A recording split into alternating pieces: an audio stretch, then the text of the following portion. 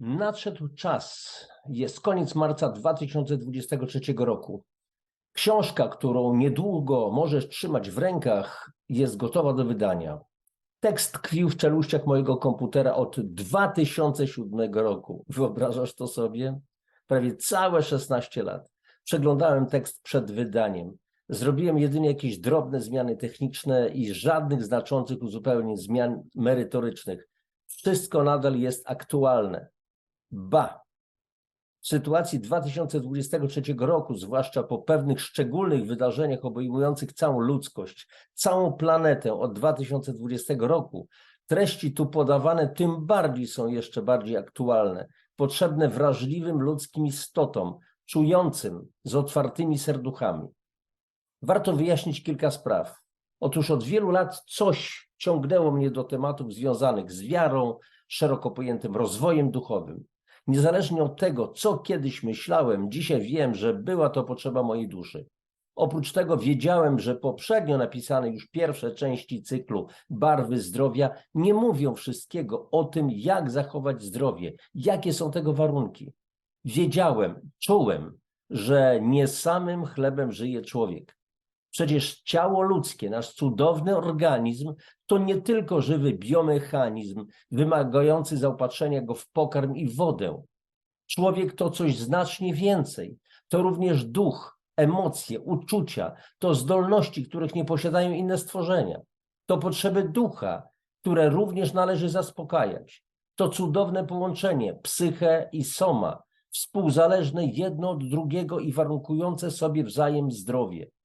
To odwieczne sprzężenie zwrotne dwóch zasad. W zdrowym ciele zdrowy duch i zdrowy duch to zdrowe ciało.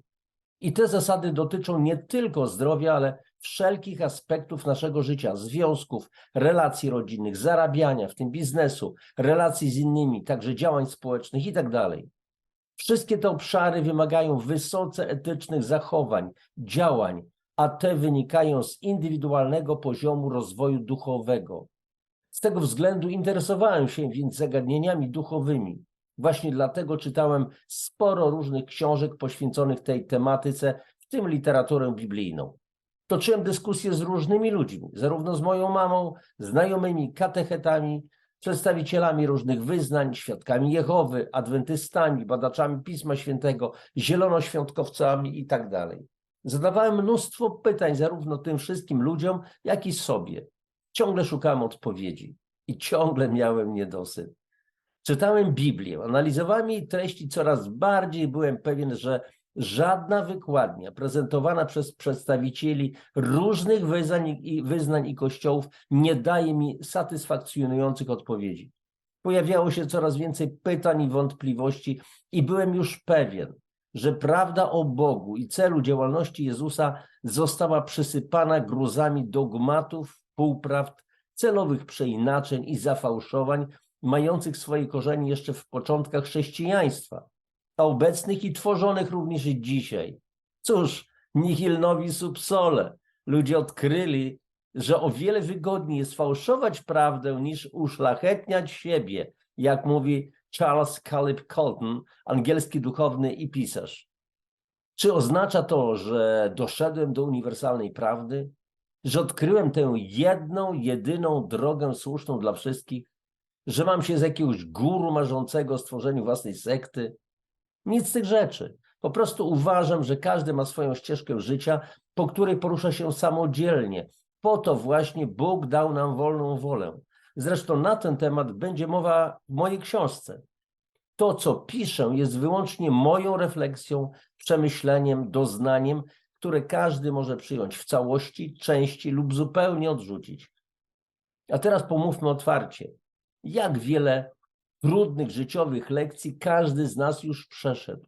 Jak je traktowaliśmy do tej pory? Jak wiele zadawaliśmy Bogu pytań? Dlaczego tak bardzo nas doświadcza? Dlaczego tak bardzo wielu z nas cierpi? Jest tyle niesprawiedliwości na świecie, tyle śmierci. Sądzisz więc może, miły czytelniku, miła czytelniczko, że wymądrzam się, że pozjadałem wszystkie rozumy, że nie rozumiem, co wielu z nas przychodzi w życiu? A może spotkaliśmy się już w życiu i znasz mnie doskonale, przynajmniej tak uważasz. Znasz moje porażki życiowe, moje błędy i potknięcia, moje grzechy i grzeszki. Zadajesz więc sobie pytanie, jakim prawem ten facet zamierza pouczać innych? Kim jest, czy kim się stał? Co dobrego zrobił w życiu? Czy ma odwagę przyznać się do swoich błędów? Miałem w życiu wiele dobrych chęci i poniosłem wiele bardzo bolesnych porażek. Bóg był jednak ciągle ze mną. Mówię to otwarcie. I On wyzwolił mnie z tego, co przeżywałem. Trzeba było tylko, to tutaj się śmieję, powiedzieć Mu tak, a nie było to łatwe. I o tym ma być ta książka, o moim odkrywaniu obecności Boga we mnie, o Jego wielkiej miłości do nas wszystkich, o ścieżkach mojego rozwoju. Nie jest więc poradnikiem, czy też podręcznikiem rozwoju duchowego. Jest raczej zbiorem moich przemyśleń, refleksji. Może odkryjesz tu podobieństwa do twoich peregrinacji duchowych, życiowych. Może okaże się, że także i tobie przydarzały się zadziwiające zdarzenia, o których jednak nie chciałeś z różnych względów głośno mówić. Powtórzę jeszcze, to o czym piszę i co piszę, to wyłącznie moje refleksje i doznania, czasem bardzo osobiste. To także opisy historii, które przydarzyły mi się nieprzypadkowo. Przypadków nie ma. To również przesłania, które otrzymywałem. Wiem, że nie tylko dla siebie, dla ciebie również, o ile zechcesz je poznać i ewentualnie przyjąć. Książka jest wypełniona cytatami z wielu książek, w tym z Biblii. Nie wiem, co sądzisz o biblijnych treściach. Może dla wielu jest to tylko zbiór nieaktualnych dziś, mitycznych, bzdurnych przekazów pisanych przez tych, którzy, jak to powiedziała piosenkarka Doda, byli napruci winem i palącymi jakieś zioła. Być może niektórzy sądzą, że prawo czytania Biblii i interpretacji jej słów należy się tylko tak zwanym wybranym. Jednak Biblia przestała już być dominium duchowieństwa, przede wszystkim katolickiego. Dzisiaj jest już na świecie ponad 3000 różnych odłamów chrześcijaństwa. Inni mogą powiedzieć, że to bardzo trudna i niezrozumiała lektura. Jeszcze inni, że treść wielu wydań jest odległa od oryginału, zafałszowana, zwłaszcza Ewangelię. Zgadza się, wiele na to wskazuje, a jednak wiele można z niej odczytać. I jeszcze jedno. Kiedyś w rozmowie o nauce Jezusa z moim ówczesnym nauczycielem, wychowawcą na tej ścieżce, stwierdził on, że dziś jeszcze nie można powiedzieć prawdy o istocie tej nauki. Według niego wywołałoby to głęboki wstrząs. Ludzie nie zrozumieliby tego, nie zechcieliby przyjąć, a kościoły straciłyby wyznawców. Mimo że nie trafiały do mnie takie argumenty, to jednak człowiek ten był dla mnie takim autorytetem, że nie śmiałem stanowczo oponować. Niemniej zadawałem sobie pytanie, kiedy więc można zacząć mówić inną prawdę, odmienną od tej uświęconej, tradycyjnej? Byłem katolikiem, ale od dawna raził mnie sposób nauczania Kościoła katolickiego jako instytucji, którą można wyrazić słowami Grahama Greena, katolickiego pisarza, zawartymi w jednej z jego książek. Tu cytat. Kościół ma za zadanie napoić ludzi winem prawdy i dziwi się, że ludzie nie chcą tego wina przełknąć, gdy im je wpycha do ust z butelką. Koniec cytatu. Czy Jezus nawracał kogokolwiek na siłę? Czy zależało mu na tłumach wyznawców? Czy kiedykolwiek zależało mu na utrzymywaniu ludzi w ciągłym strachu i w poczuciu permanentnej grzeszności, winy? Mimo więc teorii w postaci głośnego wołania nie lękajcie się, praktyka w postaci moja wina, moja bardzo wielka wina i nie jestem godny, pozostawia wiele do życzenia. Jeśli do tego dodamy fakty dotyczące zjawiska pedofilii i innych obrzydliwości oraz odchodzenia z Kościoła katolickiego niektórych duchownych wyrażających w ten sposób bunt przeciwko dogmatycznemu podejściu do wiary, to stało się dla mnie jasne, że nie mam również na co czekać. Trzeba mówić, trzeba stawać w swojej prawdzie. Tylko prawda was wyzwoli.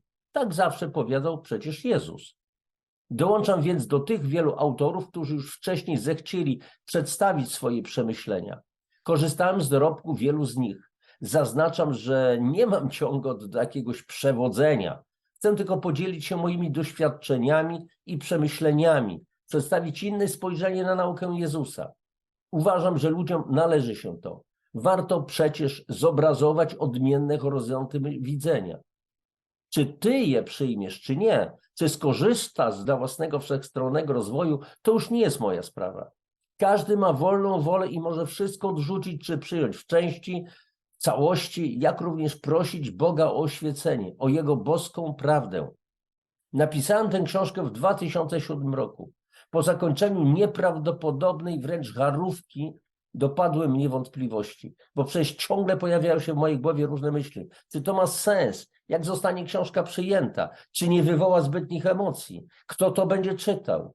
Może mnie jedni wyśmieją, a drudzy pobiegną do lasu po chrust, aby ułożyć stosik i tak dalej. I wówczas, nawet na zakończenie, Bóg ponownie dał mi słowa otuchy i rozproszył moje ostatnie wątpliwości, usunął moje rozterki. Znów niespodziewane zajrzenie po raz kolejny już do niezapomnianych, cudownych rozmów z Bogiem Donalda Neila Walsha.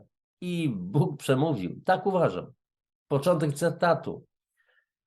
Znamienne słowa, kochani. Jeśli leży ci na sercu to przesłanie, to ponieś je w świat. Nie martw się tym, czy zostanie zbrukane.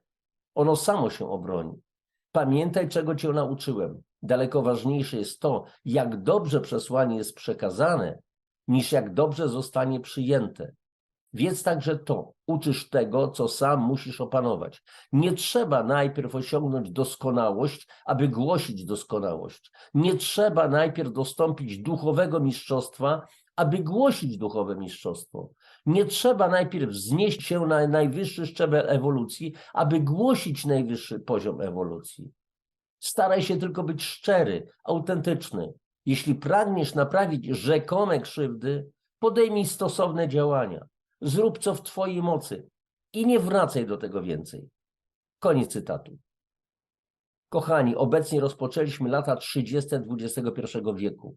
Czas, kiedy jesteśmy szczególnie poddawani przez ogólnoświatowy system przeróżnym próbom, w tym wszechstronnego zniewalania prowadzącego wręcz do ludobójstwa.